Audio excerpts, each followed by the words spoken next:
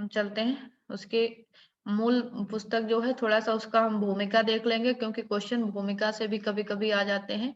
ठीक है, तो केशव कौमुदी का प्रथम भाग हमें पढ़ना है। तो जिसकी जो रामचंद्रिका की टीका लाला भगवान जी ने जो लिखी, स्वर्गीय लाला भगवान दीन जी ने, हिंदू विश्वविद्यालय काशी के भूतपूर्व प्रोफेसर भी रह चुके हैं ये। इन्होंने इसकी टीका लिखी और इसके प्रथम भाग के जो महत्वपूर्ण बिंदु हैं उन पर हम यहाँ पर चर्चा करेंगे। ठीक है, तो जो चीजें हमें यहाँ पर पढ़नी है प्रथम भाग में इस केशव कौमुदी के, तो उसमें से हमें क्या क्या पढ़ना है, ये सिलेबस से हमने लिया है, ये चीज ध्यान रखिएगा। देख लीजिए कि इसमें हमें केशव कौमुदी भाग 1 में जो भी चीजें हम पढ़ रहे हैं, तो उसके टीकाकार लाला भगवान दिन की, तो इसमें हमें पांचवा प्रकाश, ठीक है, पांचवा प्रकाश पढ़ना है। और पांचवें प्रकाश की छंद संख्या 10, 13, 14, 16, 17, 19, 22, 34, 31, 36, 48 और 42 इतने छंद पढ़ने हैं। जो 11वां प्रकाश है, 11वें प्रकाश के हमें 17, 18 और 26 पद संख्या पढ़नी है। ठीक है, उसके बाद जो 13वां प्रकाश है उसके 22, 53 और 85 पद संख्या पढ़नी है। और जो 16वां प्रकाश है उसका 4, 6, 7, 11, 12, 13 और 24 इतने पद संख्याओं की हमें व्याख्या देखनी है। तो हमने जब यूट्यूब पे देखा, यूट्यूब पे ये क्लास की, तो यूट्यूब पर हमने कहाँ तक डाला हुआ था यूट्यूब पे, इसके हमने 10 पद संख्या 10 और 13, 14, 16, 17, 19, 22 पद संख्या 22 तक हमने यूट्यूब पे पढ़ा था। ठीक है, 24 से लेकर 42 तक यहाँ पे आज हम कवर करेंगे। इसके ज्यादा जैसा अगर टाइम मिला तो आगे भी क्लास में 11वां प्रकाश भी देखेंगे। तो उसके पहले थोड़ा सा हम इसकी भूमिका की तरफ चलते हैं। इन्होंने जो लिखी भूमिका, ठीक है, ये कहाँ 11वां संस्करण था इस पुस्तक का है ये, और जो सारी चीजें इस पुस्तक में लिखी बनारस से। ठीक है, तो इसकी भूमिका पे आते हैं। थोड़ा सा परिचय हम लाला भगवान दीन का भी जान लेते हैं, क्योंकि जिस भी ये जो लेखक है, साहित्य कवि हैं, जिनके बारे में अगर हमें पढ़ना है तो उनके विषय में भी हमें पूर्ण ज्ञान होना चाहिए। ठीक है, तो लाला भगवान जी का जन्म हुआ, कहते हैं बड़ी तपस्या के साथ इनका जन्म हुआ था, है ना। बहुत तपस्या के बाद इनके माता पिता को पुत्र रत्न की प्राप्ति हुई थी। तो ईश्वर की कृपा से ही इनकी मतलब इन्हें इनके माता पिता को पुत्र की प्राप्ति हुई थी, इसलिए इन्होंने इनका नाम भगवान दीन रखा था। ठीक है, तो ये इनके प्रारंभिक जीवन की बात है। आगे हम चलते हैं। इनका जन्म हुआ संवत 1913 में, विक्रमी श्रावण शुक्ला षष्ठी को इनका जन्म हुआ था। ठीक है, तो भगवान सूर्य का दिया हुआ समझकर, इन पुत्र समझकर इनके माता पिता ने इनका नाम भगवान दीन रखा था। ठीक है, अपने माँ बाप की ये इकलौती संतान थे। तो ये कायस्थ परिवार में जन्मे थे। ठीक है, उसके बाद आगे चलते हैं। साधारण स्थिति मनुष्य के कारण, मतलब इनको शुरुआती शिक्षा जैसे उन दिनों में सभी की, सारे साहित्यकारों की हुई, तो इनकी भी मतलब शुरुआती शिक्षा ऐसे ही साधारण सी हुई। 11 वर्ष की अवस्था में इनके माता का गोलोकवास हो गया। जीविका इनके पिता बुंदेलखंड में करते थे, तो वही उनके साथ भी ये गए। तो आगे चलते हैं थोड़ा सा, तो ये इनके जीवन के विषय में है, आप कहीं से भी इसको पढ़ सकते हैं, इतना इसमें समय देने की आवश्यकता नहीं है। तो थोड़ा सा हम जब पढ़ना चाह रहे हैं इसकी भूमिका को, ठीक है, इनकी भूमिका में इन्होंने क्या लिखा, क्या लिखना चाह रहे हैं, क्या कहना चाह रहे हैं लेखक।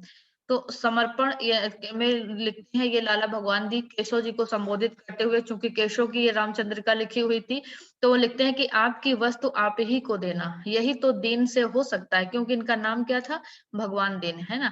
तो ये कहते हैं कि आपकी वस्तु आप ही को देना, यही तो दीन से हो सकता है, अन्य कोई वस्तु दीन लावेगा कहाँ से जो देगा। समय के फेर से आपकी ये कीर्ति कुछ मैली सी हो रही थी, मुझसे देखा नहीं गया, अपने काव्य ज्ञान के गंदे साबुन से उसे धोने का आडंबर रच बैठा। ठीक है, तो इसके एक पॉइंट इसलिए ध्यान रखिएगा कि हो सकता है भूमिका से क्वेश्चन रख देता है कि ये किस भूमिका में लिखा है। तो आगे लिखते हैं कि मैं तो आडंबर ही समझता हूँ, पर यदि कुछ सफाई आ गई हो तो काया रसिक जन या भाप जाने। मतलब वो कहते हैं कि मैंने मतलब इसको सफाई से प्रस्तुत करने की कोशिश की जो आपने यानी कि ये लिखा। तो कहते हैं मैंने आपका दामन इसलिए पकड़ा कि आपके नाम की, क्या लिखा था ये, थोड़ा सा इसमें बहुत पुरानी प्रिंटेड है तो इसको साफ नहीं लिखा है ना, वर्दीलत शायद लिखा हुआ है। तो कहते हैं हाँ, आपकी वदीलत, कहते हैं संभव मुझे कुछ सुयश प्राप्त हो सके, कहते हैं इसलिए मैंने आपका दामन पकड़ा कि आपके मतलब नाम से ऐसा समझ लीजिए कि हमें कुछ यश प्राप्त हो सके, क्योंकि कहते हैं युधिष्ठिर के गुणगान के प्रसंग में उनके कुत्ते का भी नाम यदा कदा लोग ले ही लेते हैं। तो ये नोट डाउन कर सकते हैं पॉइंट कि कभी क्वेश्चन अगर यहीं से ये उठा दिया कथन कि युधिष्ठिर के गुणगान के प्रसंग में उनके कुत्ते का भी नाम ले लेते हैं लोग, तो ये किस रचना से संबंधित है ये कथन, या किस रचना की भूमिका में ये लिखा गया है। ठीक है, तो ये केशव लाला भगवान दीन ने लिखा इनकी भूमिका में। तो चाहे आप स्वीकार करें या ना करें, पर मैं तो आपको इसी वस्तु के योग्य समझता हूँ। इस समय ना तो कोई राम सिंह ही दिखाई देता है और ना इंद्रजीत ही नजर आता है, फिर इस टीका को किसे समर्पित करूं कहते हैं। तो वो ये टीका उन्होंने खुद केशव दास को ही समर्पित कर दिया। नहीं कहते कि लेखक अगर कोई साहित्य लिखता है तो वो किसको समर्पित साहित्य है, ये प्रश्न भी आता है। तो कहते हैं कि आप संदेह तो संसार में नहीं, पर यशमय निर्मल देह से आप सदैव सदेह लिखा है, मतलब उस समय उनकी मृत्यु हो चुकी थी जब ये लिखा उन्होंने। तो कहते हैं आप सदेह तो इस संसार में नहीं, पर यशमय निर्मल देह से आप सदैव हिंदी साहित्य संसार में ऊंचे आसन पर विराजमान है। आपके उसी रूप को मैं ये टीका समर्पित करता हूँ। तो ये चीज ध्यान रखिएगा, ये टीका उन्होंने खुद केशव जी को ही समर्पित की। ठीक है, और विनय पूर्वक आग्रह करता हूं कि इसको स्वीकार कीजिए, ऐसा लिखते हैं कौन, लाला भगवान दीन। कहते हैं बहानेबाजी या टाल मटोल भी मुझसे न चल सकेगी, क्योंकि स्वीकृति या अस्वीकृति का अनुमान स्वयं मेरे मन के अनुभव करने की बात है। कहते हैं कि यदि वर्तमान काल के साहित्य सेवियों और आपके प्रेमियों ने इस कृति को अपनाया, जो उन्होंने ये टीका लिखी, कहते हैं कि अगर साहित्यकारों ने और पाठकों ने इसको अपना लिया तो मैं जान लूंगा कि आपने इसको स्वीकार कर लिया, और ना अपनाया तो यह अस्वीकृति प्रत्यक्ष है। पर मुझे दोनों दशाओं में ही संतोष होगा, स्वीकृति हो या ना हो, मुझे तो इस विचार से संतोष होगा कि मैंने अपने परिश्रम का एक फल एक उपयुक्त व्यक्ति को समर्पित किया, किसी बेकदरे को नहीं। ठीक है, तो ये लाला भगवान दीन जी लिखते हैं यहाँ पे, श्री रामनवमी के दिन इन्होंने लिखा, संवत 1680 विक्रम में काशी में ये भूमिका इन्होंने जो लिखी थी। ठीक है, तो अब हम इस पे बढ़ते हैं, इसके जो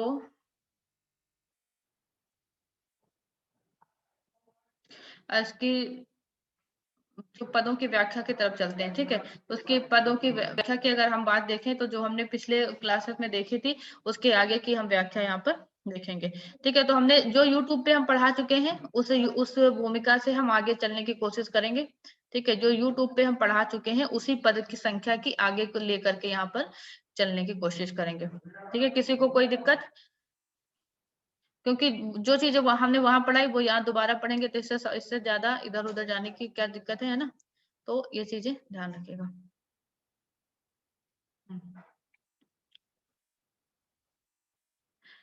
तो हमने पहला पढ़ा था पद संख्या, हमें कहाँ से पढ़ना है, 24 से।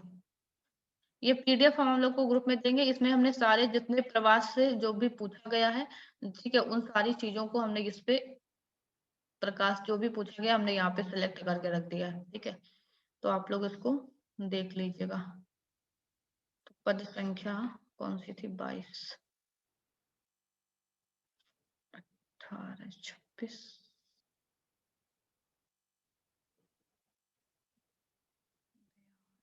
और ज्यादा नीचे पहुंच गया, 22 तक पढ़ा था। ठीक है, ये हमने पढ़ाया था अपने YouTube पे, आप लोग देखिएगा।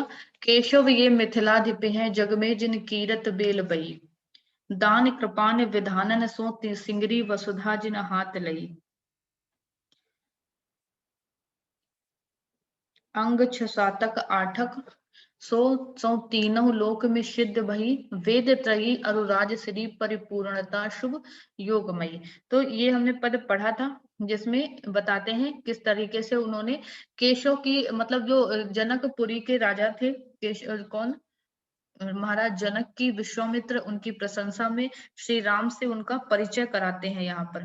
ठीक है, कि बता रहे हैं कि हे केशव ये मिथिलाधिप हैं, यानी मिथिला के राजा, ये मिथिला के राजा जनक हैं, और कहते हैं जग में जिन कीरत बेल बई, जिन्होंने संपूर्ण संसार में अपनी यश और कीर्ति की बेल बोई है। ठीक है, वो ऐसे वो ये राजा मिथिला के राजा जनक हैं। और कहते हैं दान कृपान विधानन सो सिंगरी वसुधा जिन हाथ रही, अंग छ शातक आठक सो तब तीनों लोक में सिद्ध भई। और कहते हैं कि वो दान और युद्ध वीरता से, ठीक है, जिन्होंने सारी पृथ्वी को अपने वश में कर लिया, सिंगरी वसुधा जिन हाथ लई, यानी संपूर्ण सिंगरी, संपूर्ण वसुधा यानी पृथ्वी को जिन्होंने अपने वश में कर लिया। अंग छ सातक आठक सो तब तीनों लोक में सिद्ध भई। और कहते हैं कि अंग छ सातक आठक, यानी कि जो वेद के 6 अंग हैं, राज्य के 7 और योग हैं, वेद के और राज्यों के जो 6-7 ये अंग माने गए, और योग के आठों जो योग के 8 अंग से उत्पन्न जो सिद्धि होती है तीनों लोक में, कहते हैं कि जो ये सिद्ध होती है, इन्होंने उस सिद्ध से क्या किया, अपने उससे इन्होंने तीनों लोकों में क्या किया, अपने कार्यों को सिद्ध किया। वेद त्रयी अरुराज श्री परिपूर्णता शुभ योगमयी।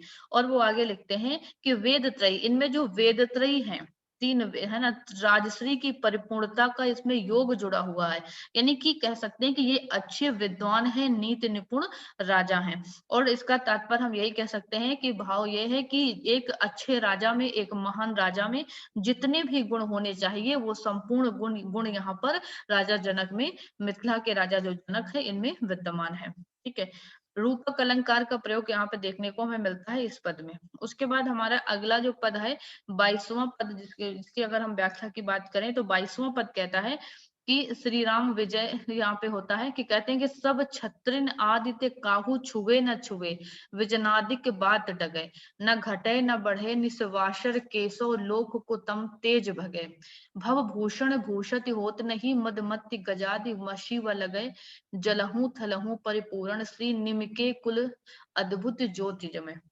यानी कि श्री राम की विजय, मतलब जब धनुष वहां, ये प्रसंग कहाँ के, ये प्रसंग ध्यान रखिएगा, जनकपुरी के प्रसंग है, जब उनका सीता का विवाह की बात हो रही थी, जब संपूर्ण राजागण उस धनुष को उठा तनक डिगा भी नहीं पाए थे, उस समय का ये वर्णन है। और श्री राम की विजय, यानी कि श्री राम वहां पर जब धनुष को उठाने की ओर बढ़ते हैं, उनकी जो विजय होती है उसकी बात यहाँ पर बताते हैं। तो कहते हैं कि सब छत्रिन आदित्य काहू छुवे न छुवे, विजनादिक बात डगे, यानी कि बताते लिखते हैं केशवदास जी कि जो ये संपूर्ण इनकी, ये जो श्री राम है, कहते हैं कि जो संपूर्ण क्षत्रियों से, देखिए समस्त क्षत्रिय यानी में से, यानी किसी ने भी क्या हुआ, जिस धनुष को जो क्या हुआ छू तक नहीं सके, जो जरा सा जिसको डिगा तक ना सके, है ना, जिसको छू तक नहीं पाए, और जिसकी पंखे यानी कि जरा सा जिसकी ज्योत, यानी जिसको बिल्कुल हल्का सा हिला तक ना सके, न घटे न बढ़े निशिवासर केशव लोकन को तम तेज भगे।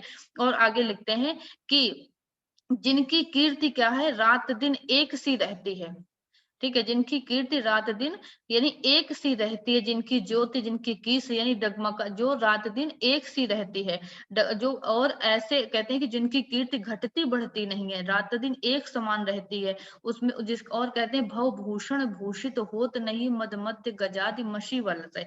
और आगे वो लिखते हैं कि जिनकी यश और कीर्ति, कहते हैं जो एक सी रहती है, चाहे घना अंधकार भी जिनकी ज्योति से, जिनकी जिनकी यश और कीर्ति और ज्योति से जो मद कहते हैं कि तम तेज भगे, यानी घना अंधकार भाग जाता है। और कहते हैं कि वह भूषण भूषित होत नहीं, और वो लिखते हैं कि वह ज्योति जो क्या है वह कहते हैं उस जो वो राम की वो ज्योति, कहते हैं वो भूषित नहीं होती, यानी कि उसकी जो जो उसकी तीव्रता है वो मंद नहीं, मद मत गजादी यानी मंद नहीं पड़ती। और कहते हैं कि जो, और उनकी उस ज्योतिष में क्या है कि जो मस्त हाथी जैसे मदमस्त होकर चलते हैं, तो कहते हैं कि वो मस्त हाथियों की जैसे मसी वाला है, जैसे कि उसमें कजरी नहीं लगती मदमस्त हाथियों की, वैसे ही कहते हैं कि इनके अंदर भी जरा सा भी, यानी कि इनके अंदर भी उजलहू थलहू परिपूर्ण श्री निमके कुल अद्भुत ज्योति जगी। निम के कुल के थे, राम किस कुल के थे, निम के वंशज थे, है ना। तो कहते हैं कि जिनकी, यानी कि ये अद्भुत, ये राज वैभव क्या है इनके निम्न वासियों में, यानी कि राम की मतलब एक शालीनता का वर्णन यहाँ पर करते हुए कहते हैं कि उनके अंदर जरा सा भी अहंकार नहीं है, जरा सा, कहते हैं कि जो जो निम्न के कुल में उत्पन्न हुए, कहते हैं कि उनमें जरा सा अहंकार नहीं है, ज्ञान की ऐसी उनके उस कुल में ऐसी ज्योति निवास करती है, ऐसी अद्भुत ज्योति है कि उनका राज वैभव, उनका सभी जगह, यानी उनके राज वैभव में कभी कोई बाधा नहीं आती है। यहाँ पर वो वर्णन यहाँ पर उनके करते हैं। मतलब इस पद की अगर हम बात करें तो यहाँ पर श्री राम के विषय में, जब श्री राम वहां पर चलते हैं धनुष की तरफ, तब, तो वहां पर वर्णन करते हुए बता रहे हैं कि सब मतलब उस राम की पूरी स्थिति का वर्णन, यानी राम की पूरी जो उनके कुल की मर्यादा, जो कुल की यश और कीर्ति का वर्णन यहाँ पर लिख रहे हैं कि सभी क्षत्रिय आदि लोग जिस धनुष को जिसको छू तक नहीं पाए, यानी कि जिस चीज को जिनको जो जरा सा डिगा नहीं पाए, कहते हैं ऐसे ऐसे वो श्री राम है जिनके क्या है, जिनकी यश और कीर्ति, जिनकी यश जो ज्योति है न घटती है न बढ़ती है, दिन और रात एक सी रहती है, बड़े बड़े अंधकार यानी बड़ी बड़ी मुसीबतें उनको उनके तेज से भाग जाती हैं, और कहते हैं भव भूषण भूषित होत नहीं, और कहते हैं उनकी, और कहते हैं जल जल में या थल में यानी हर जगह जो निमि के कुल के वंशज हैं उनकी जो अद्भुत ज्योति है वो जरा सी भी डिगती नहीं है। ठीक है, तो किसी को कोई दिक्कत, अगर कहीं किसी भी पद में अगर परेशानी है तो प्लीज बताइएगा। ठीक है, 24 नंबर पद पे चलते हैं कि आपने आपने आपने ठौरन तो भूपाल सबय भवपाल सदाई, केवल नाम ही के भूपाल कहावत है भूपाल न जाई, भूपन की तुम वीर ही घर देह विदेहन में कल कीरत गाई, केशव भूषण को भविभूषण भूतन ते तनया उपजाई। ठीक है, तो इस अगर पद की बात करें तो यहाँ पर क्या बताना चाह रहे थे 24 नंबर पद में कि आपन आपन ठौरन थे भूपाल सब भव पाल सदाई, यानी कि भू मतलब क्या हुआ, पृथ्वी। ठीक है, विदेह विदेह का मतलब यहाँ किसके लिए आया, विदेह राज जनक का कहा जाता है। जीवन विदेह का मतलब होता है जीवन मुक्त, और इनको जनक के लिए विदेह का शब्द विदेह राज जनक को कहा जाता है। ठीक है, कल मतलब हुआ निर्मल, मतलब निर्मल, और भूषण, और यहाँ पर अगर इसके पद की बात करें तो जनक लिखते हैं वहां पे केशव की कि हे जनक बताते हैं उनको विश्वामित्र राम के विषय में बता रहे हैं कि हे जनक, यानी कि आपने अपने ठौरन तो भूपाल सबय भवपाल सदाई, केवल नाम ही के भूकाल कहावत भूपाल न जाई, यानी कहते हैं कि अपने अपने स्थान पर तो, है ना, विश्वामित्र बताते हैं कि अपने अपने ठौरन मतलब अपने अपने स्थान पर तो सभी राजा सदैव क्या करते हैं, भूपाल सदाई, यानी भूमि का पालन करते हैं अपने अपने स्थान पर, लेकिन कहते हैं केवल नाम ही के भूपाल कहावत, आगे लिखते हैं पर क्या वे केवल नाम के ही भूमिपाल हैं, भूमिपाल मतलब क्या है, राजा, यानी वो नाम के ही भूमिपाल कहलाते हैं, वास्तव में कहते हैं भूपाल न जानी, वास्तव में वो भूपाल नहीं है, यानी भूपति है नहीं, वो केवल नाम के भूपति हैं, वास्तव में वो भूपति यानी वो राजा नहीं है। कहते हैं भूपन की तुम वीर ही घर देह विदेहन में कल कीरत गाई, केशव भूषण को भविभूषण भूतनते तनया उपजाई। ठीक है, आगे कहते हैं कि वो भूपति नहीं है, क्यों क्यों नहीं है वो, कि भूपन की, यानी कि क्यों क्यों नहीं है, क्योंकि उन्होंने केवल, यानी उनसे भूमि का पालन, यानी कि वो उस भूपति के जो राजा के कर्म है, राजा के नियम है, जो कर्तव्य है, उनका वो पालन उनसे नहीं हो सकता है, और कहते हैं केवल आप, कहते हैं, और वो बताते हैं कि भूपन के ही तुम ही घर देह विदेहन में कल कीरत गई, राजा जनक से कहते हैं कि केवल आप ही एक ऐसे व्यक्ति हैं, भूपन की तुम ही घर दे, यानी कहते हैं केवल आप ही एक ऐसे व्यक्ति हैं जो क्या है, व्यक्ति, यानी कि जो शरीर तो कहते हैं विदेहन, विदेह मतलब शरीर रहित होता है, जीवन मुक्त, यानी जो शरीर तो क्या है, शरीर से तो राजा है। ठीक है, यानी वो कहते हैं जो व्यक्ति शरीर से तो राजा राजा का व्रत धारण करते हैं, शरीर से तो राजा हैं, पर क्या है, केशव भूषण को कवि भूषण भूतनते, कहते हैं कि शरीर से तो आप राजा हो लेकिन ऐसे क्या हो, विदेही हो, यानी जीवन जीवन से मुक्त हो आप, आपकी निर्मल कीर्ति गाई जाती, कल कीरत, कल मतलब निर्मल, कीर्ति गाई जाती है, राजा जनक के विषय में कहते हैं कि केवल राजाओं में तुम ही एक ऐसे राजा हो, आप ही एक ऐसे मतलब राजा हो जो शरीर से तो राजा हैं लेकिन मन से तुम सही एकदम क्या हो, आप बिल्कुल यानी निर्मल हो, आपकी उस निर्मल कीर्ति गाई जाती है, और कहते हैं कि केशव भूषण को विभूषण, और आगे केशवदास जी लिखते हैं कि ऐसे विदेह होकर, विदेह मतलब बिना जीवन मुक्त, जिसका हमने अर्थ बताया, कहते विदेह यानी ऐसे तुम विदेह होकर भी क्या हो, आप सच्चे भूपति हो, यानी कि विदेह तुम्हारा नाम क्या है, विदेह है, यानी जीवन मुक्त हो तुम, लेकिन फिर भी तुम ही सच्चे क्या हो, भूषण भवि भूषण भूत, यानी तुम ही सच्चे राजा हो, क्योंकि तुमने क्या किया, भूतनते तनया उपजाई, आगे लिखते हैं भूतनते, यानी क्योंकि तुमने पृथ्वी के गर्भ से, भूतन यानी पृथ्वी के गर्भ से तुमने क्या किया, अत्यंत सुंदर तनया मतलब पृथ्वी कन्या को उत्पन्न किया, यानी सीता की उत्पत्ति हुई वहां से। तो कहते हैं कि वही जो यानी, तो कहते हैं कि तुम्हारी यश और कीर्ति, कहते हैं तुम ही सच्चे राजा हो जो विदेह होकर भी जीवन मुक्त होकर भी तुम एक सच्चे राजा के तुमने सारे कर्तव्यों का निर्वहन किया। ठीक है, विरोधाभास अलंकार देखने को मिलता है। तो यहाँ से ये जो 24 नंबर पद संख्या तक था, उसके बाद हम आगे बढ़ेंगे। पांचवें प्रकाश में भी एक दो तीन पद और हैं, उनको देख लें। अगला चलते हैं। 31 नंबर पद कहता है कि दीप दीप हूं के अवनीपन के अवनीप, प्रतुसम केशव दास द्विज गाय के, आनंद के कंद सुरपालक से बालक थे, परदार प्रिय साधुमन वाच काय के, देह घमंड धारी विदेह राज जू से राज, राजद कुमार ऐसे दशरथ के राय के। ठीक है, राजत कुमार ऐसे दशरथ के राय पे। तो 31 नंबर पद कहते हैं कि दीप दीप हूं के अवनीपन के अवनीप, प्रतुसम केशव दास द्विज गाय के। यानी कि यहाँ पर बड़े बड़े राजा के स्थिति उनका वर्णन करते हुए लिखते हैं यहाँ पर केशव दास की दीप दीप के, यानी दीप दीप मतलब बड़े बड़े, जो बड़े बड़े अवनीपन यानी पृथ्वी के बड़े बड़े दिग्मंडल जो राजा हुए, यानी कि बड़े बड़े दानी, दीप दीप के अवनीपन के अवनीप, पृथुसम केशव दास द्विज गाय के। यानी कहते हैं कि बड़े बड़े दानियों के से स्वभाव वाले, ठीक है, बड़े बड़े कहते हैं दानियों के से स्वभाव वाले, जो शत्रुओं से सदैव क्या करते थे, दंड के स्वरूप दान लेते थे। ठीक है, प्रत्युष कहते हैं कि जो दंड के समय जो दान लेते थे, तो कहते हैं कि ऐसे जो मतलब उनके कहने का भाव कि जो समस्त द्वीपों के राजाओं के भी राजा हैं। ठीक है, दीप दीप हूं के अवनीपन मतलब पृथ्वी, अवनीपन के अवनीप यानी समस्त द्वीपों के जो दीप दीप के राजा हैं, जो उन राजाओं के भी राजा हैं। और प्रथुसम केशवदास, और कहते हैं कि प्रथु के समान, राजा प्रथु के समान, केशवदास लिखते हैं कि राजा प्रथु के समान जो क्या है, चक्रवर्ती राजा कैसे थे, वो चक्रवर्ती राजा थे, वीर, यानी कि कहते हैं राजा प्रथु के समान है जो, और फिर भी क्या है, द्विज गाय के, द्विज मतलब ब्रह्म। ठीक है, और कहते हैं द्विज और यानी ब्रह्म और गाय के क्या है, यानी सेवक है। राजा जनक की यानी यश और कीर्ति का वर्णन करते हुए लिखते हैं कि जो संपूर्ण बड़े बड़े राजाओं के, बड़े बड़े द्वीपों के राजाओं के भी राजा हैं, और पृथु के समान यानी पृथु के समान जो बड़े बड़े जो राजा पृथु हुए, उनके समान जो चक्रवर्ती होते हुए भी वो कैसे हैं, द्विज यानी ब्रह्म, और द्विज मतलब ब्राह्मण और गाय के जो क्या है, सेवक हैं। ठीक है, आनंद के कंद सुरपालक से बालक थे, और परदार प्रिसादमन वचन काय के। और कहते हैं आनंद कंद के, यानी कि आनंद को बरसाने वाले हैं, आनंद के कंद यानी आनंद को ये बरसाने वाले हैं, बरसाने वाले ये कैसे हैं, ये बादल से हैं। और कैसे हैं, ये बालक हैं, सुर पालक ये बालक है, और कहते हैं कि ये बालक हैं, और देव और मतलब देवों और देवताओं के पालक, जैसे इंद्र, सुर पालक किसको कहा जाता है, इंद्र को कहा जाता है।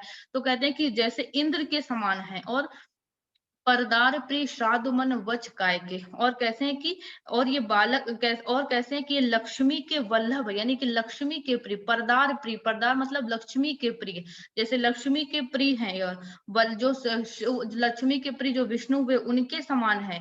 और कहते हैं कि मन वचन, और ये देह धर्मधारी विदेह राज दूराज राजत कुमार ऐसे दशरथ के राय के। और कहते हैं कि हे राजन, ऐसे गुण वाले ये राजा बालक यानी कि जनक से राम का परिचय जब कराते हुए कहते हैं कि हे विदेहराज, यानी कि देह धर्मधारी राज तू राज राजत कुमार, ये दशरथ के राय के राम का परिचय कराते हुए कहते हैं कि ऐसे गुण वाले ये बालक अयोध्या के राजा दशरथ के पुत्र हैं। ठीक है, यानी अयोध्या के राजा दशरथ के पुत्र यहाँ पर है, बता रहे हैं, मतलब एक संकेत रूप में बता दिया कि ये विष्णु के अवतार भी हैं। ठीक है, अगर आपको नहीं समझ आया तो एक बार हम फिर से इस पद पे चलते हैं।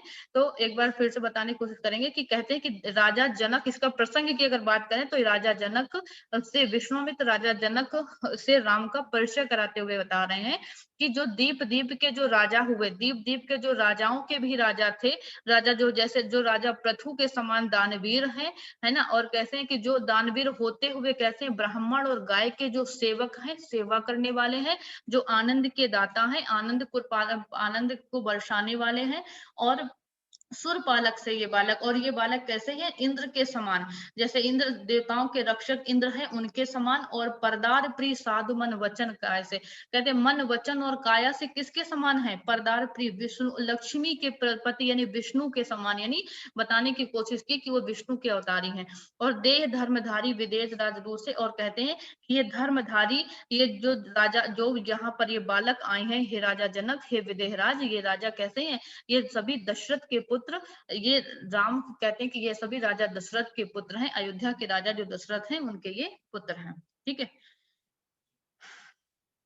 क्लियर सभी को? हाँ ना, अभी बोलते रहा कर, ये पता तो चले आप लोग सुन रहे हैं।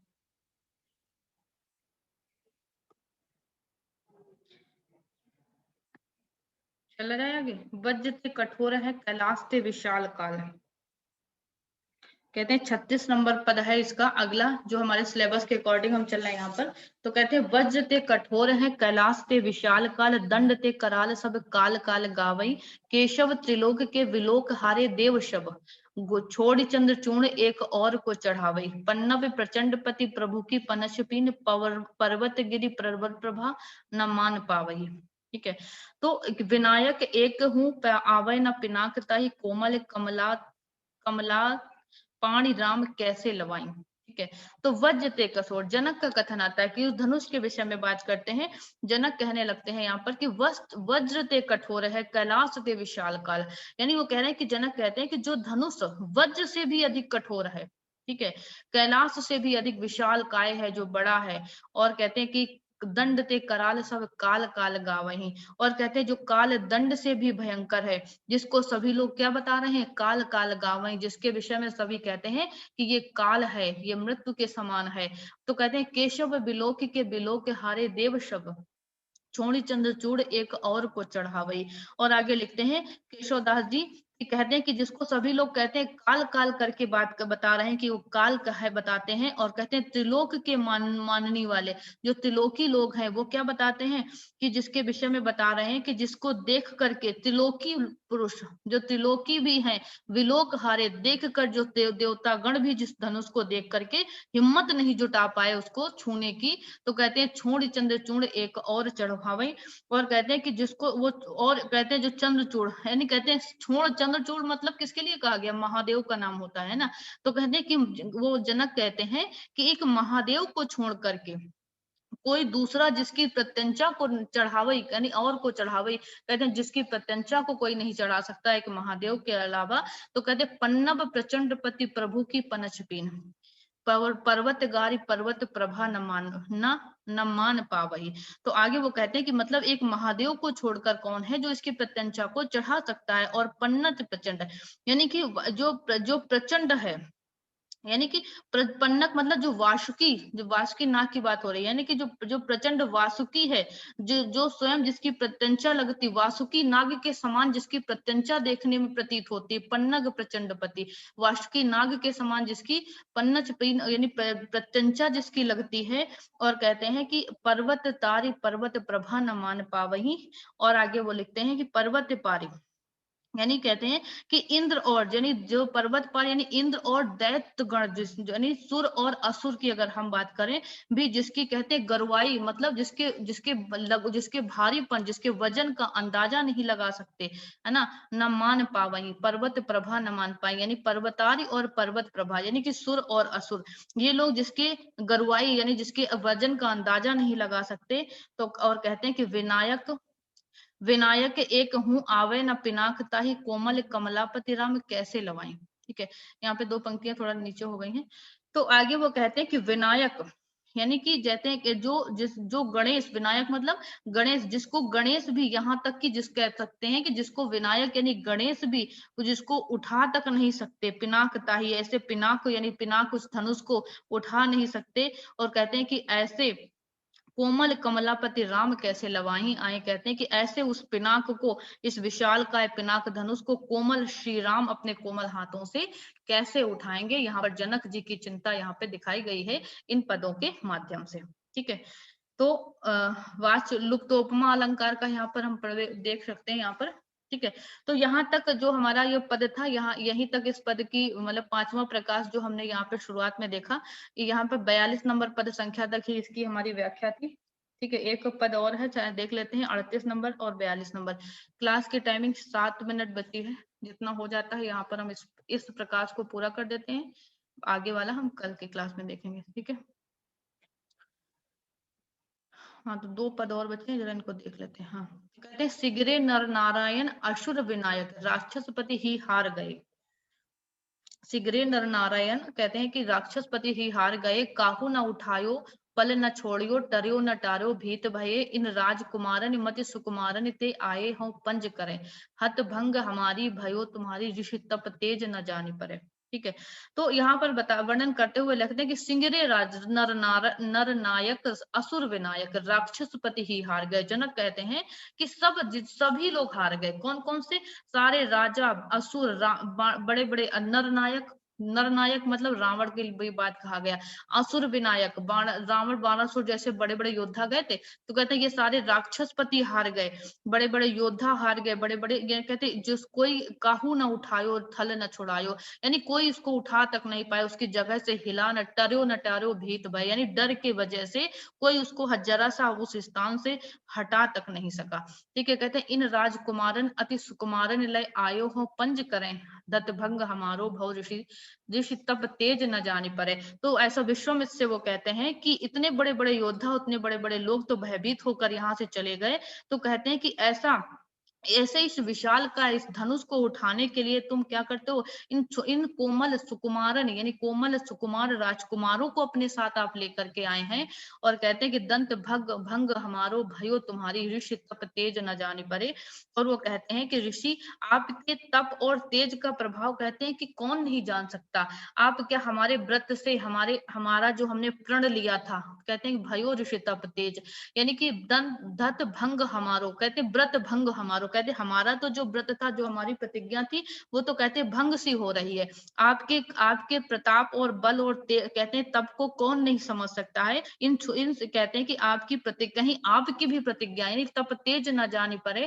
कहते हैं वो कहते हैं कि हमने जो प्रतिज्ञा की थी इस धनुष को उठाने की, हमारी प्रतिज्ञा तो यहाँ पर हमें यानी टूटती हुई नजर आ रही है। कहीं इन राजकुमारों को लेकर आप आए हैं, आपकी भी प्रतिज्ञा कहीं भंग ना हो जाए। आप इतने यशस्वी और तप तेजवान ऋषि हैं, कहीं आपकी भी प्रतिज्ञा ना भंग हो जाए। ठीक है, 42 नंबर पद में आते हैं। इस 5वें प्रकाश में जो अंतिम पद लगाया गया है, उत्तम गाय सनात जबे धनु श्री रघुनाथ, जो हाथ कैसीनो निर्गुण ते गुणवंत कियो, सुख केशव संत अनंतन दीनो। ठीक है, और कहते हैं एचो जही तब ही कियो, संयुक्त तिछ कटाच नाराच नवीनो, राजकुमार निहार सने सो शंभु को साचो सरासन कीनो। ठीक है, तो यहाँ पर यानी कि उस बताते हैं आगे कि उत्तम गाय सनाथ जबय धनुष श्री रघुनाथ, जो हाथ कैसीनो।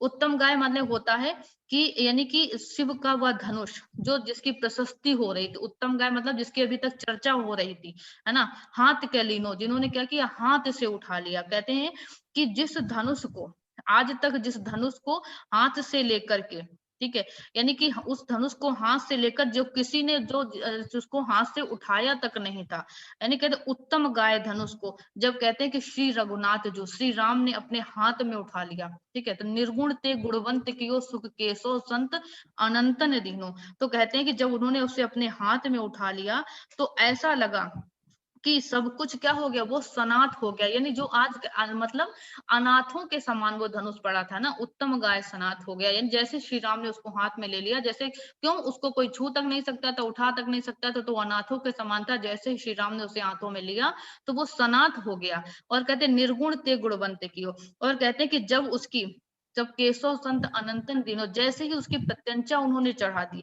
तो कहते हैं कि ऐसा हुआ लगा मानो निर्गुण से वो क्या हो गया, गुणवंत हो गया, है ना, गुणवंत हो गया। यानी कि उसकी पहले किसी ने उसकी प्रत्यंचा ही नहीं चढ़ाई थी, और वो गुणहीन था, अभी तक क्या था, निर्गुण था, यानी गुणहीन था। जो अब कैसा हो गया, यानी अब विशिष्ट गुण उस पर उत्पन्न हो गए। ठीक है। और कहते हैं राजकुमार निहार सने सो शंभु को साचो सरासन कीनो। और कहते हैं कि धनुष और उस श्री राम को ने क्या किया कि उस श्री राम ने यानी कि उस धनुष की प्रत्यंचा को खींच करके क्या किया, सच्चा यानी सरासन नाम को अपने क्या कर दिया, सार्थक कर दिया। ठीक है, कि यानी भाव याद ये था कि यहाँ पर श्री राम ने उस धनुष को उठाया था। ठीक है, तो ये थे यहाँ तक इतना पद था जो हमने पांचवें प्रकाश में जो ये छंद लगाए कि 42 नंबर छंद तक हमने ये क्लास की। 10 से 14 हेलो मैम, एक क्वेश्चन है मैम। पूछ रहे थे कि ये जो पद आप